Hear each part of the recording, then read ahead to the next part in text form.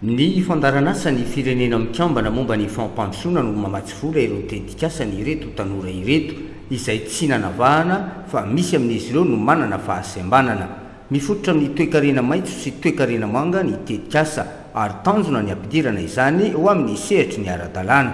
Mpiara-miombonantoka mifanatokosana izao kosa ny kara sy ny antenimera ny varotra. Ny faritra Anosy moa zany dia manan-karena tokoa na ny anaovana ny toe-karena maitso zany toy ny fiompiana tantely toy ny fambolena, toy ny fanaovana zezika sy ny sisa.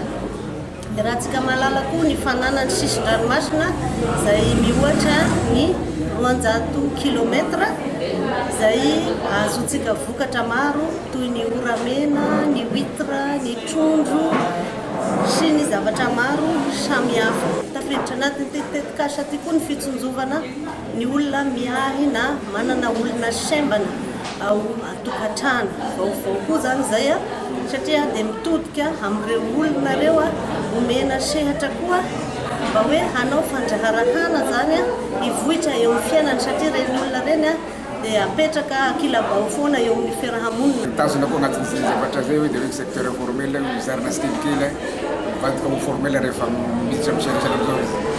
Zany amin'izao voalohany zao zany dia ampihana izy aloha mba hiarina raha toe-karena satria raha manana fa sarotra be ny fiainan'ny rehetrarehetra tagnatin'ny epidemie zay sy misy toerana izy aloha mba hiarina amin'ny niveau-ny toe-karena. Rehefa miarina soa masara izy dia eo amin'izay isika biazaka koa mahatonga anazy ho formel amin'izay voara-dalàna ara-pazakana sy karaha zany.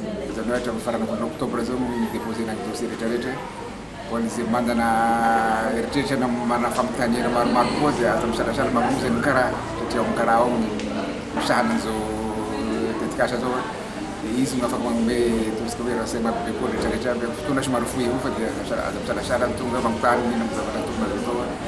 Marina fa izao no atao dia mba ho fanohanana ireo tanora izay very asa vokatry ny fisian'ny valanaretina Covid-19.